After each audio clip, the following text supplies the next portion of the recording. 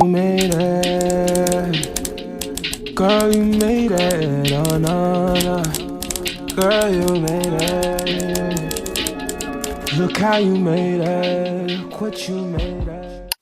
What's up, y'all? It's your girl Maya Alise, and you are back for another episode of Glow Up Guidance Coaching, brought to you by my beauty brand, Glimmer by Alise. Hello, hello, hello. In today's video, I want to talk about how to let go of unhealthy people. In my last video, how to have a soft girl summer, I dropped 3 gems on how to be that girl from within.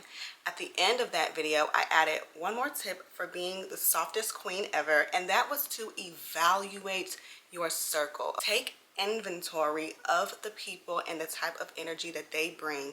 Take inventory of the people in your life. This is a huge topic. So I wanted to create a separate video discussing how to spot unhealthy people in your life and how to detach from them. The first step is to actually identify unhealthy people. What are some traits of unhealthy people? What are the characteristics?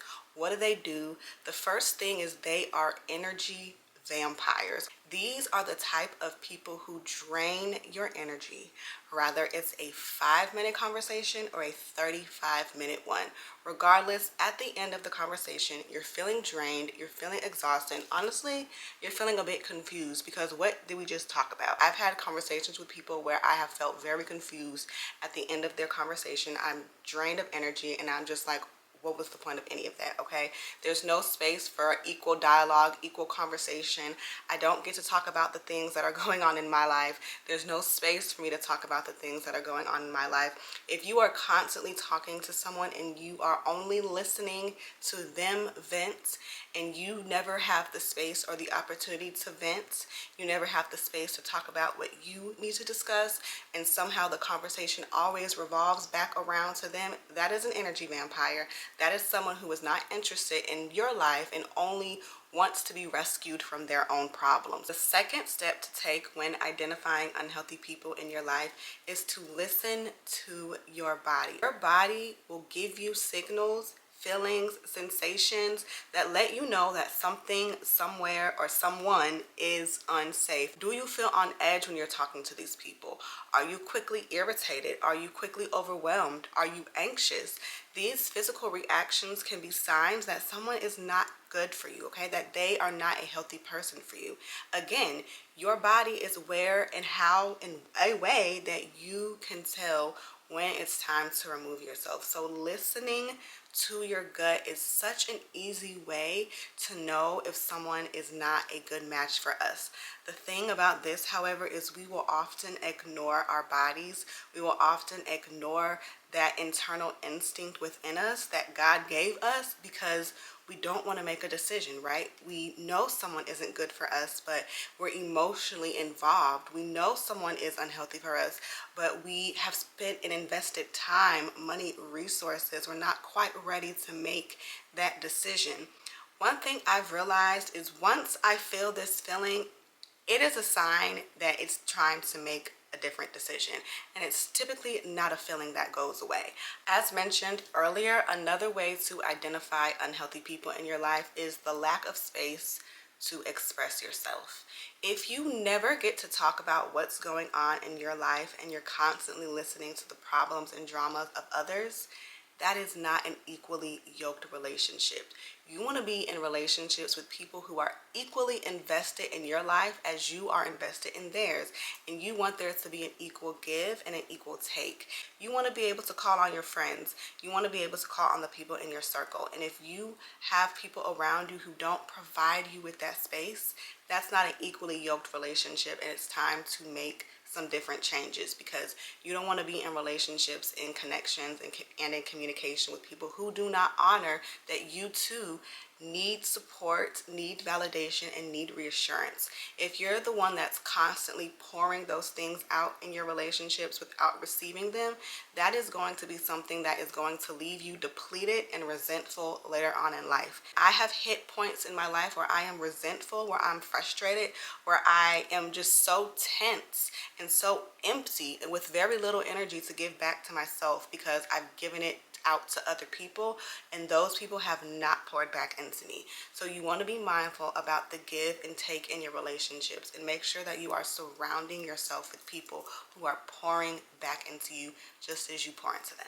Another way to identify toxic and unhealthy people in your life is to be mindful of your values and your morals, and ask yourself, are there any behaviors, any characteristic traits in this person that go against your morals and your values?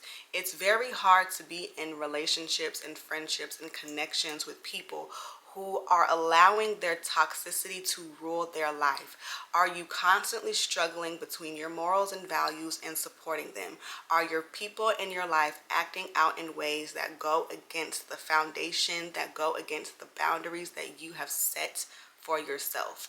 You don't ever want to be in a place where you're constantly fighting against friendship and morals.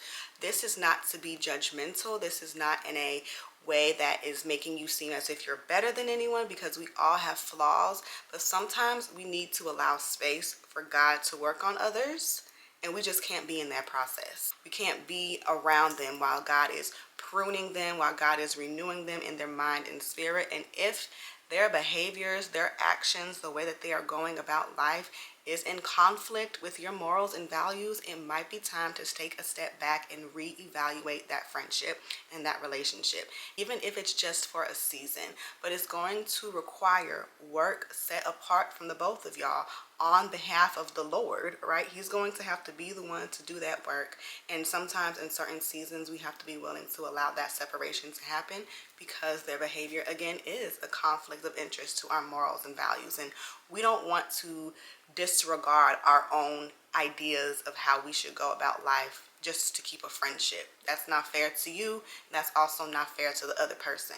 Give people time and space to go about their issues, and be okay with standing firm in what you believe and what you know to be right for your life and your sanity, even if it means losing friendships and relationships. So we've gone over how to identify unhealthy people in our life, but how do we actually go about dealing with this? How do we go about setting boundaries? How do we go about detaching from these unhealthy people? What steps do we need to take? So I'm going to drop some ideas and some tips and tricks that you can use to actually detach from people, and then I'll share the tips and tricks that I personally use that have helped me. So the first thing that we must do in order to finally accept, heal, and process that some people just are not healthy people for our lives is we must accept reality. Accepting that the person or relationship is unhealthy for you is the first step in actually being able to accept this reality. This can be hard because many people we connect with were once great for us, but over time people change. Rather that be something that actually happened to them that caused them to change, or maybe they were always this way and their true colors are showing. The second thing we want to do after we've accepted reality that this person is not good for us is we want to start limiting communication. Start shortening your conversations. Keep things short, keep it classy, allow the phone to ring a little longer, keep important details to your life to yourself. When it comes to family, let's take a minute to talk about when family is unhealthy. How do we go about dealing with unhealthy family members that we might live with, that we might still be in communication with, that we can't necessarily just cut out of our lives? My advice for dealing with unhealthy family members is also the same: to continue to keep it cute, keep it classy, but keep it short. Keep your business to yourself. Only speak when spoken to, and when spoken to, speak kindly. Address whatever this person is addressing. Answer whatever questions they may be asking, but the point is to keep it cute, keep it classy, and keep important information to yourself. This is not the time to talk about what God is doing in your life. This is not the time to talk about the blessings or the disappointments that you may be going through. This is the time to keep it short. Don't go in the conversation expecting results, expecting, some kumbaya moment, right? Allow people to simply be exactly who they are. Take mental notes, but keep it short. Keep it short. Limit communication, limit the information that you give them, and just really keep it cute. Keep it classy. Go to the family reunion. Don't miss out on the baby shower. Don't miss out on the wedding just because Auntie so-and-so, Uncle so-and-so be acting a fool. Keep it calm, cool, and collected. Now that we have discussed how to identify unhealthy people, how to handle unhealthy people. I want to tell you the personal tips and tricks that I use to go about removing and detaching from unhealthy, toxic people in my life. The first thing is I use that block button. Yes. I will block you, girl. You will get blocked over here. Don't play with me. Sometimes you have to hit that block button. Sometimes you have to step into this out of sight, out of mind mentality to honestly fully heal. Sometimes you have to step into that, and that's okay. So one thing I do on a personal level is I block. The second thing that I had to do to really start the process of detaching from unhealthy people, I had to seek therapy. I had to seek therapy, talk to a therapist about the relationship, about my desire to detach, and even about my struggle to detach and how difficult it can be to detach from someone that you know is unhealthy for you, but you're still emotionally involved and emotionally connected. And I will drop a video about that too, how to stop loving, or maybe not how to stop loving, but how to really go about detaching from someone you love. Like, what does that look like? That is hard, and I had to seek therapy for that. It took a lot of time to detach from some unhealthy relationships, some past lovers, because although I knew they weren't good for me, I had invested my time, my energy, in some situations my body. I had to deal with the aftermath of a broken heart, but they were still unhealthy. However, I wanted closure. I wanted to be able to still be with this person even though they were unhealthy for me. So it took therapy. It took therapy. Okay? The block button in therapy will do a lot. The next thing I did, as I mentioned as well, is I listened to my gut. I listened to my gut. Oftentimes, you don't need to do anything drastic. I listened to my gut and allowed God to create the necessary space and distance between me and certain people. Sometimes we hold on to relationships past their expiration date. This past season, I've had to allow God to naturally remove people from my life without an explanation from them, without giving them an explanation. I had to allow God to naturally do some of that work. And a lot of times my gut was letting me know that, yeah, God is up to something. My gut let me know it's time to naturally detach. My gut let me know that it was time to move on to a next phase of my life. So I listened to my gut and allowed my gut to be the guide, and allowed God as well to naturally do his own thing in my life when it came to removing unhealthy people. All right, y'all. Thank you for staying tuned in with me. If you need any help, any assistance, or just someone to talk to about any of the previous topics discussed, please check out my description bar.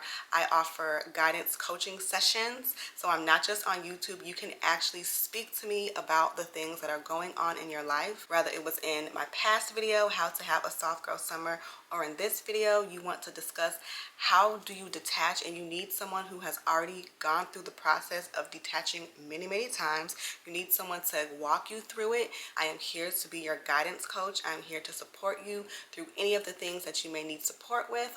Thank you again for staying tuned to the end of this video. Again, don't forget to subscribe, like this video, and I will catch y'all in the next one. Bye, my loves.